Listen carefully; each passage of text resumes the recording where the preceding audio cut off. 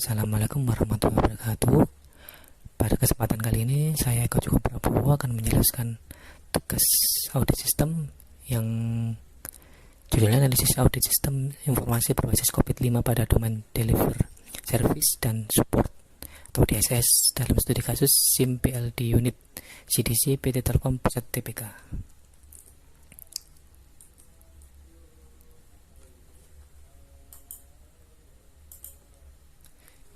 Berikut adalah latar belakang untuk mengetahui sejauh mana manfaat dan dampak yang diperoleh dari penerapan SI yang dikelola oleh unit CDC terhadap progresivitas pencapaian tujuan terkait dengan pengelolaan sistem informasi, apa yang menjadi kekurangan dan apa tawarannya dan solusinya. Framework yang digunakan adalah DSS COVID-5. Tujuannya untuk mengetahui kondisi performa tata kelola teknologi informasi pada SIM PL dan menilai level kapabilitas proses dan memberi rekomendasi berdasarkan temuan-temuan audit pada domain DSS. Berikut adalah prinsip-prinsip COVID-5 yang akan dipakai, yaitu melibatkan stakeholder, melingkupi tata kelola, mengaplikasikan sebuah kerangka kerja, pendekatan seluruh untuk kemampuan data, pemisahan antara tata kelola, dan manajemen pengetahuan. Berikut adalah tahap-tahap langkah penelitian dalam paper tersebut.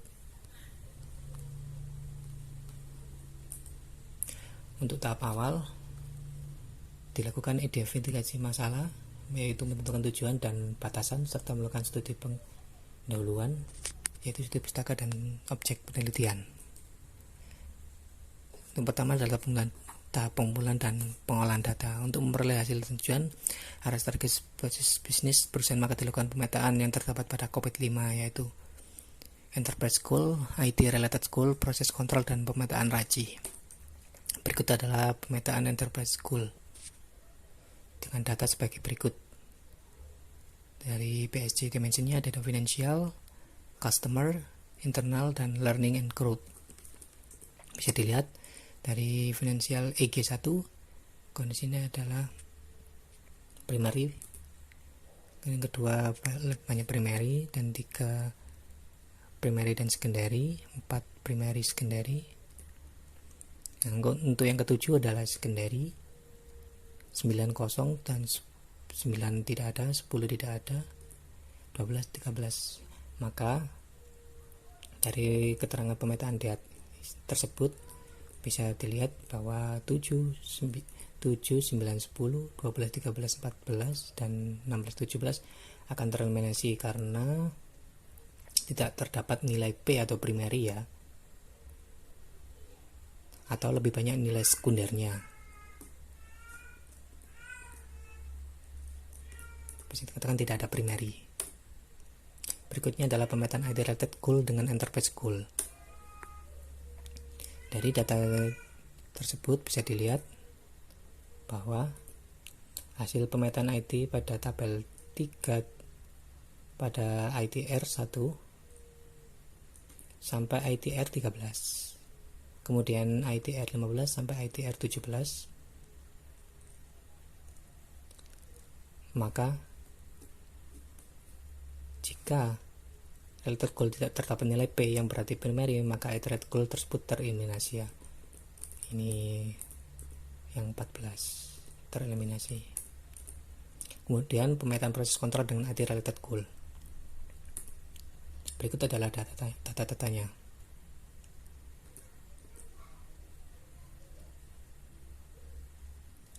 Dari data tersebut bisa dilihat DSS 01, DSS 0 sampai 06, yang berarti semua dominan DSS menjadikan sebagai cakupan proses audit.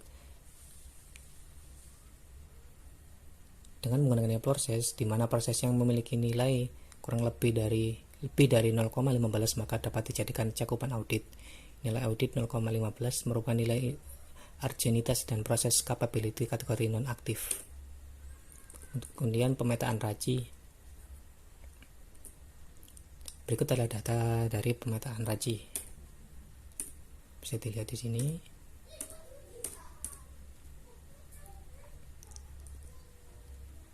Nah, keterangan dari RACI itu sendiri mengartikan bahwa pihak pelaksana yang bertanggung jawab R itu adalah pihak pelaksanakan yang bertanggung jawab melaksanakan dan menyelesaikan aktivitas yang menjadi tanggung jawabnya. sedangkan A adalah pihak yang mengarahkan jalannya pelaksanaan aktivitas, yang C pihak menjadi tempat konsultasi, I pihak sebagai informan.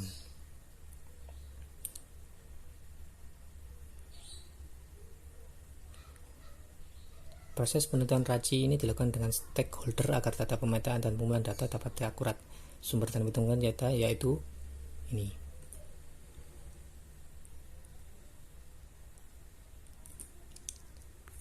Proses berikutnya adalah teknik pengumpulan data. Berikut adalah teknik pengumpulan data. Yang pertama adalah kuesioner, dan ini adalah data yang akan diberi kuesioner, yaitu bagian bina lingkungan staf sebanyak 3, bagian perandal sebanyak 3, divisi IDSS banyak 6, Telkom Sigma sebanyak 6. Totalnya responden ada 18.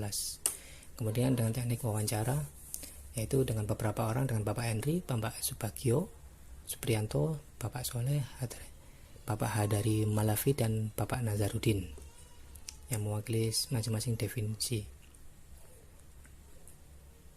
Langkah pengumpulan data berikutnya adalah sebagai berikut: data kuesioner dan RACI. Jika datanya valid, maka lanjut ke wawancara dan pengambilan. Jika tidak valid, akan kembali ke daftar kuesioner lagi. Berikutnya adalah analisis yang dilakukan.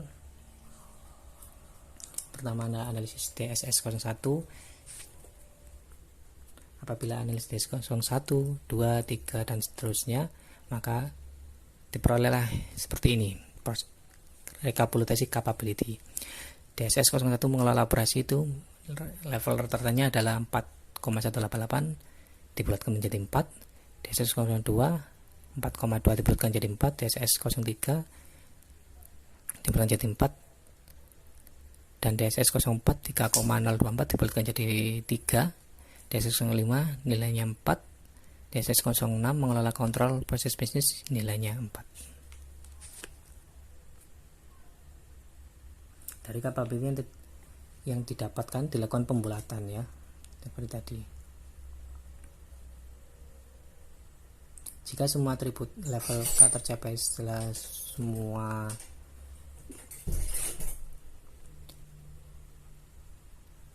atribut sebelum level K terpenuhi secara fully archive, dan semua atribut di level K telah terpenuhi secara largely di atas 50% hingga 85% atau full archive di atas 85%, maka penulis di sini menggunakan pilihan yang terpenuhi secara fully archive atau level terpenuhi dengan nilai 85% ke atas, yang dia rasa akan lebih akurat dan lebih dalam menilai atau menggambarkan donasi yang sesungguhnya ada.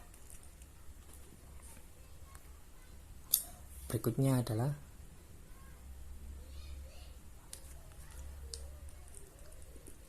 dari hasil nilai di atas, maka akan ditemukan hasil seperti ini. Berikut adalah hasil, ya. Hasil dari DSS 01 sebagai berikut: DSS 02, DSS 3, dan seterusnya. Dari analisis DSS 01, 3, 4, dan seterusnya, maka ada analisis gap, ya. Untuk level DSS 01, level existingnya adalah 4 dan level targetnya ada 5, selisihnya 1. Untuk DSS 02, levelnya adalah 4, targetnya ada 5, selisihnya adalah 1. Untuk DSS 03, level existingnya ada 4, level targetnya ada 5, selisihnya adalah 1. Untuk DSS 04, level existingnya adalah 3, targetnya adalah 4, jadi selisihnya adalah 1. Untuk DSS 5, existingnya 4, targetnya 5, gapnya adalah 1, selisih. DSS 06, existingnya 4, targetnya ada 5, adalah 1, gapnya adalah 1, terselisih.